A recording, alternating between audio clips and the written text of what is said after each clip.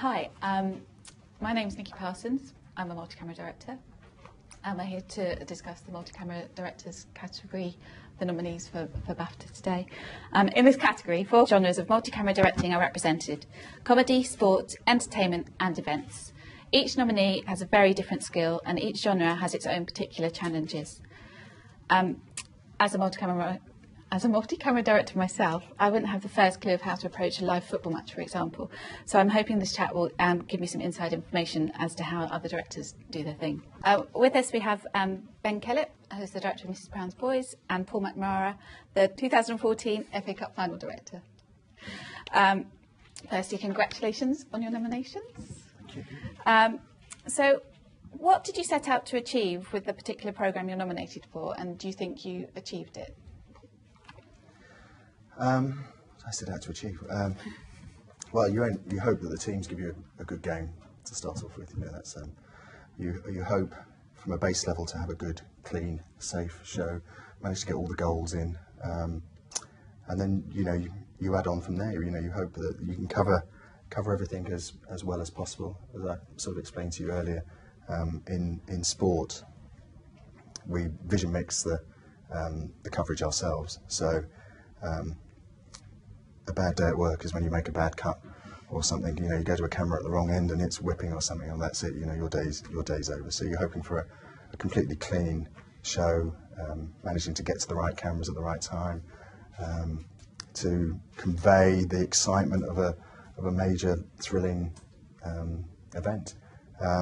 So that's what I went into hoping to do. You plan it, put all your cameras in, and hope to come out of it having, when you sit back at home afterwards and watch it, think, yeah, I covered that as well as I could possibly cover it. So that's what I hoped for. I think you did. Well, thank you very much. Ben. Mrs Brown, I think we now make only specials instead of series, and the pressure is therefore slightly increased because there's only 2 shows a year now being done, and the expectation is quite high because it's now becoming the Christmas Day BBC One comedy hit.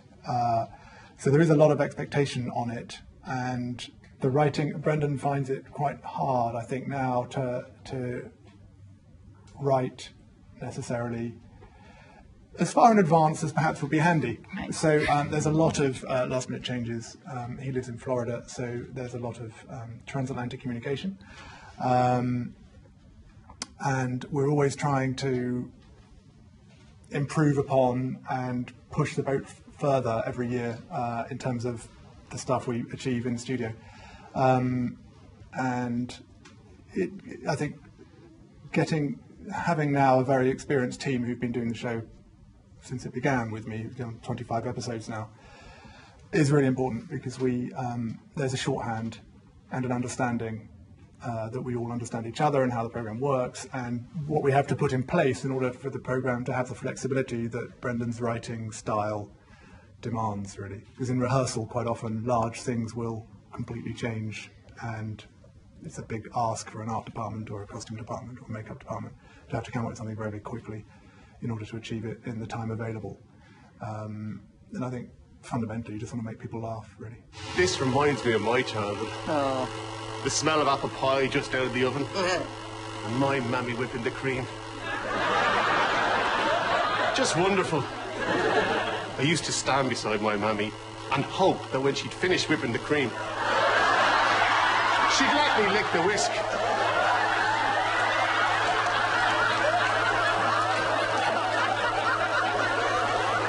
Go on, Father. I never thought we were going to get away with that. It has to be said. Yeah, on the night, a lot of people were thinking you're never going to get a dildo covered in cream. With a vicar. On BBC One on Christmas Day. Sorry, yeah, there was a lot of questions asked about that. It took a while to choose the right dildo.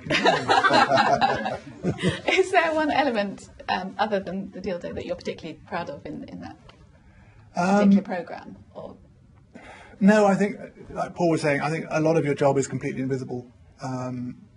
As a multi-camera director, people think it happens, it's happening, and it's perfectly natural. And if they're watching it and they think, "Ooh, that's a nice shot," in my area, that's not a good thing because they're not laughing then, and they're noticing the camera.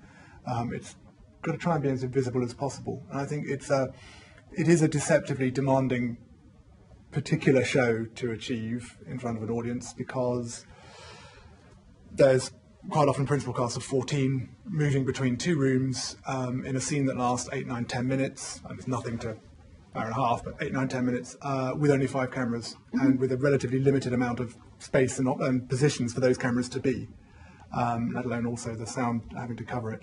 So it's technically very demanding, and what's great is just sitting back in the evening and it happens. Yes. That's my most relaxing bit. I suppose it's your least relaxing bit, isn't it? But I sit back because I've got a vision mixer, unlike Paul. And in the evening, and the afternoon and evening, because we shoot it twice, I basically sit back, relax, and watch, and then just pick up little notes on the side as to what we need to do again, and what performance wasn't quite right, or what was missing, technically, whether it's soft or whipping or whatever it is, in order to cover it properly whilst maintaining its sort of slightly rough around the edges live feel. Centre to Wilshire, tucked into Sonogo, might come for Giroud, little back heel, Ramsey! Arsenal on the break! Aaron Ramsey fires them into the lead for the first time in the cup final! In the FA Cup final, is there one moment that you remember capturing that you thought, that's the shot, that's the moment?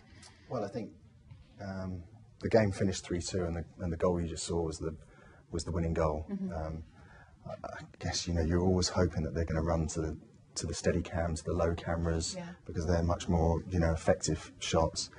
I mean, you brief every camera before the game, in the hope that if someone runs that way, that the cameraman's he goes with them. You want we had a spider cam, you want it to go across the crowd. You've got the manager cam, the guy's on the right manager. So you're literally calling the cameras as the goal's going in, you've hit camera 2, you're looking for the steady cam, you've come to the steady, you're looking for the manager, because that's obviously a big editorial moment. Wenger hasn't won a trophy in 9 years.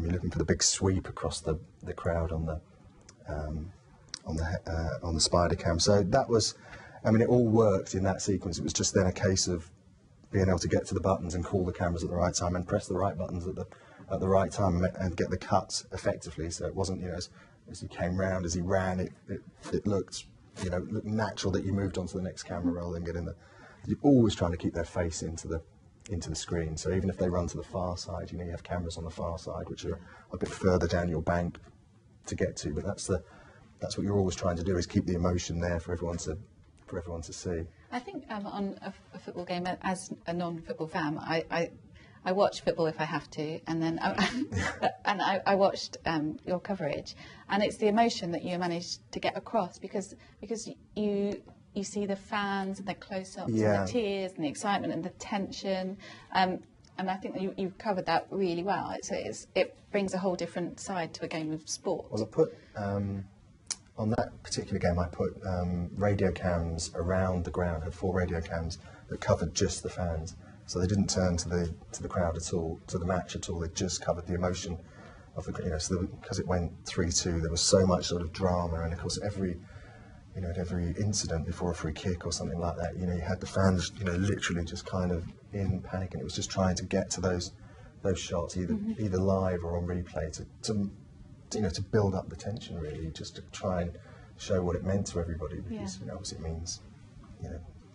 means the world to Hull and to Arsenal, and you're trying to make it feel like it means the world to the millions that are, that are watching. The group in the pub that are watching like this get that whole atmosphere. They feel like they're there. Absolutely, yeah. It's I think you just try and forget who's watching, really, because it does go out around the globe, and you're just kind of just trying to lock down. You just try to convey as much intensity and emotion as you can. Obviously you've got to cover the football. That's that's what you're there to do, to cover it in a good and proper way. But in football, there are natural breaks. The ball goes for a corner. There's a free kick. There's a save. The referee blows a whistle, and in those times, you're trying to ramp up the whole feeling, the whole drama of the event. Not just just staying on one shot and forgetting where you are. You're just constantly working the camera and constantly trying to build up that intensity of the final.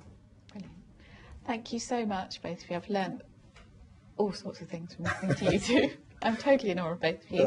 What a difficult category to judge as well, because everything is so different within the multi-camera directing category. But good luck on Sunday.